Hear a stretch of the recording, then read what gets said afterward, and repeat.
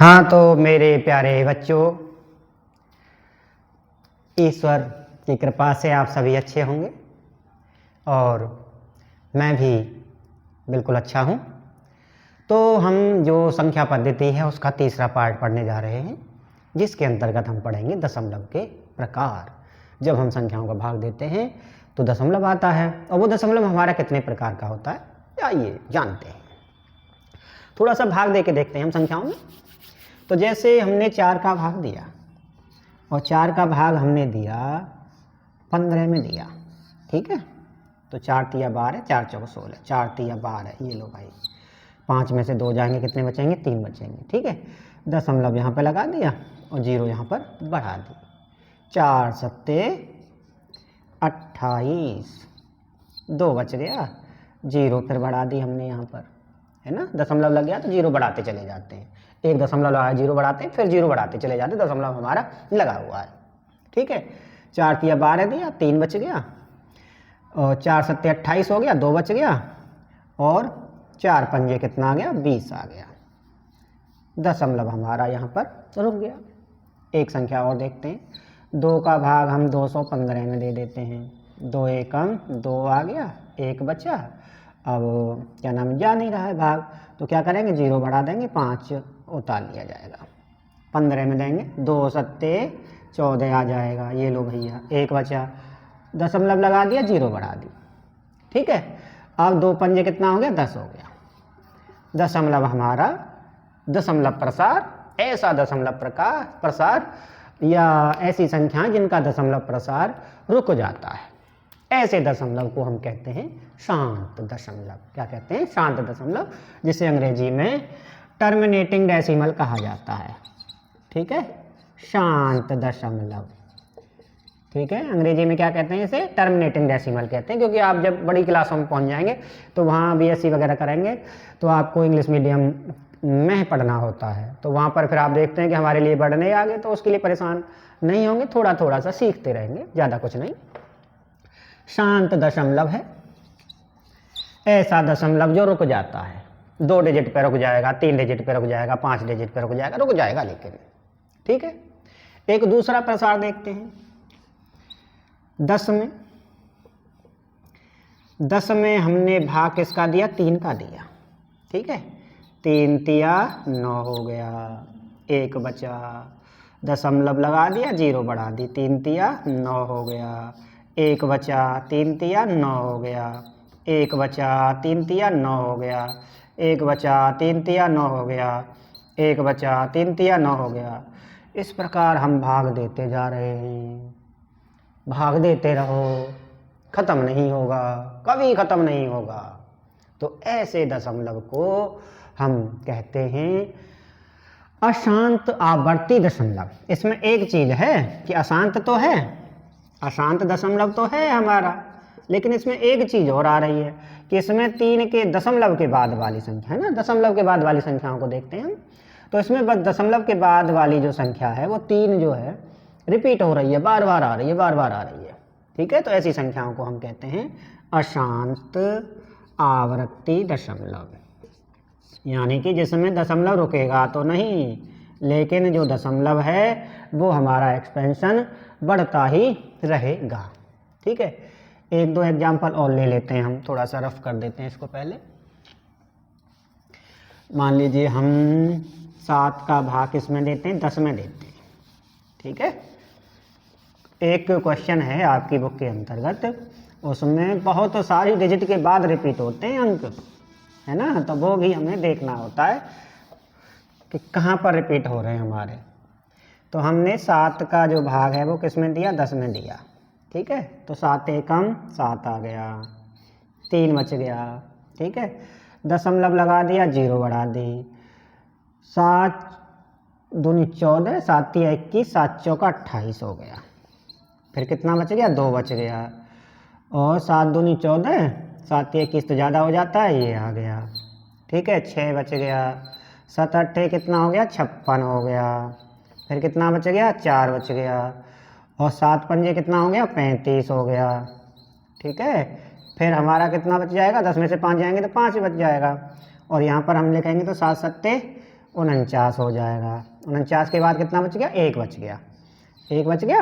1 के आगे 0 बढ़ा दी, दशमलव लगा हुआ है, और 7 एकम कितना आ गया, 7 आ गया। ठीक है, फिर इसके बाद कितना बचा, 3 बचा। कितना बचा, 3, 10 में से 3 जाएंगे, 7 जाएंगे, 3 बचेंगे, और 7 चौका कितना हो जाएगा, 28 हो जाएगा। ठीक है, फिर कितना बच गया, 2 बच गया, तो 7 दूनी कितना आ जाएगा, 14 आ जाएगा। ठीक, समझ आ रहा है सभी बच्चों को। और 10 में से 6 जाएंगे, 4 जाएंगे तो 6 बचेंगे, और हो जाएगा 7 अट्ठे 56, 56 हो गया। फिर कितना बच गया, 4 बच गया। 7 पंजे कितना आ जाएगा, 35 आ जाएगा। फिर कितना बच गया, 5 बच गया। 7 सत्ते 49 आ जाएगा, और 1 बच जाएगा, और 7 एकम 7 आ जाएगा। 4 2 8 5, 4 2 8 5 7 1, 4 2 8 5 7 1, यानी कि दशमलव के बाद, इतने सारे अंकों के बाद हमारा जो दशमलव है वो रिपीट हो रहा है। और यानी कि ये जो हमारा दशमलव का प्रसार है, ये एक दशमलव प्रसार हमारा non terminating non repeating decimal है, यानी कि अशांत आवर्ती दशमलव है। ठीक है, समझ में आ गया सभी बच्चों को। तो ये दोनों जो हमारे दशमलव होते हैं, हम पिछले वाले चीज में पढ़ रहे थे कि परिमेय संख्याएं क्या होती हैं, अपरिमेय संख्याएं क्या होती हैं, तो बहुत सारे कॉन्सेप्ट जाने थे, लेकिन हमने दशमलव को नहीं जाना था उसमें, और ये हमने जान के छोड़ दिया था, क्योंकि जब हम दशमलव के प्रकार पढ़ाएंगे तो आपको ये चीज़ें समझ में आ जाएंगी। ठीक है, तो यहाँ से ये दोनों संख्याएं क्या होती हैं, परिमेय संख्याएं होती हैं। अब कुछ बच्चों के मन में प्रश्न आ रहा होगा कि सर इसको सिद्ध करिए, तो आप परेशान मत होइए। एक्सरसाइज की बहुत सारे क्वेश्चन हैं जिन्हें हम सिद्ध करेंगे कि ये हमारी जो संख्याएं हैं, ये हमारी परिमेय संख्याएं हैं। तो परिमेय संख्याओं को किस प्रकार सिद्ध करते हैं, बहुत अच्छा तरीका आपके लिए बताएंगे, आपको कोई भी परेशानी नहीं होगी। अगला जो प्रकार है दशमलव का, उसे हम क्या कहते हैं, अशांत।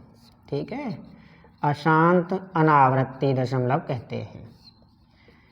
ठीक है भाई, अशांत अनावर्ती दशमलव। अब ये जो दशमलव का प्रसार है, दशमलव का जो प्रकार है, ठीक है, प्रसार कह सकते हैं, प्रसार कह सकते हैं। आप भी कुछ संख्याओं के भाग दे के देखना, तो आपको पता लगेगा कि कुछ दशमलव प्रसार हमारे नहीं रुकते हैं। ठीक है, तो इसमें ऐसे दशमलव प्रसार होते हैं जो न तो रुकते हैं और ना ही क्या नाम है, रिपीट होते हैं। ऐसे दशमलव प्रसार को हम कहते हैं अपरिमेय संख्या। क्या कहते हैं, अपरिमेय संख्या कहते हैं। मेरे ख्याल से आप सभी बच्चों को समझ में आ गया होगा। ठीक है, अच्छा, ये दशमलव प्रसार कैसे होते हैं, किस प्रकार से लिखे जाते हैं। जैसे पाई का मान है, पाई का मान लिखते हैं 3.1415, और ये अनंत तक ऐसे ही चलता रहता है, बढ़ता ही रहता है। √2 का मान है, √3 का मान है, यानी अभाज्य संख्याओं का जो हम गुणनखंड निकालते हैं तो वो भी एक अपरिमेय संख्या आता है, या कहीं अशांत अनावर्ती दशमलव आता है। ठीक है, समझ में आ गया, ये चीज़ हो गई। इसके अलावा और कौन से दशमलव प्रसार लिखे जा सकते हैं, जैसे 1.1, 0, 1 के बाद 00, 1 के बाद 000, 1 के बाद 4 0, ऐसे ही इस दशमलव को बढ़ाते रहेंगे, अनंत तक बढ़ता रहता है। ठीक है, ऐसे ही और तरीके से और भी लिखा जा सकता है 1 1 के बाद 2, 1 के बाद 22, 1 के बाद 222, 1 के बाद, ऐसे ही संख्याएं बहुत सारी लिखी जा सकती हैं। ठीक है, ऐसे ही 4.40, 400, 400, तो ये ऐसे दशमलव प्रसार हैं जो न तो हमारे रुक रहे हैं और ना ही हमारे दशमलव प्रसार रिपीट हो रहे हैं, अंकों की पुनरावृत्ति भी नहीं हो रही है। तो ये होता है तीसरा प्रकार हमारा दशमलव का। और देखिए, जैसे 7.75 हो गया, और इसके बाद 7 के बाद 555 हो गया, और इसके बाद 7 के बाद 555 हो गया। ऐसे ही बहुत प्रकारों से हम लिख सकते हैं, हमें कोई दिक्कत नहीं आती है। ठीक है मेरे प्यारे बच्चों, अब हम थोड़ा सा इन चीज़ों को जानने का, अच्छा इतना ही आपको 10th में भी पढ़ना होता है, वही प्राकृत संख्याओं से 3 पार्ट तो 10th वालों के लिए भी समान ही होते हैं। पहले पार्ट के लिए वास्तविक संख्या है ना उसका नाम, उसके बाद एक चीज़ और बढ़ जाती है, उसमें क्या आती है कि वास्तविक संख्याएं क्या होती हैं। तो वास्तविक संख्याएं क्या, अब जो भी संख्या हमने सोची तो वो तो या तो पर में होगी या तो अपर में होगी, और इसी के समूह को हम क्या कहते हैं, वास्तविक संख्या कहते हैं, रियल नंबर्स कहते हैं। तो आगे हम और कॉन्सेप्टों को जानेंगे, और इसके साथ ही आज के लिए धन्यवाद।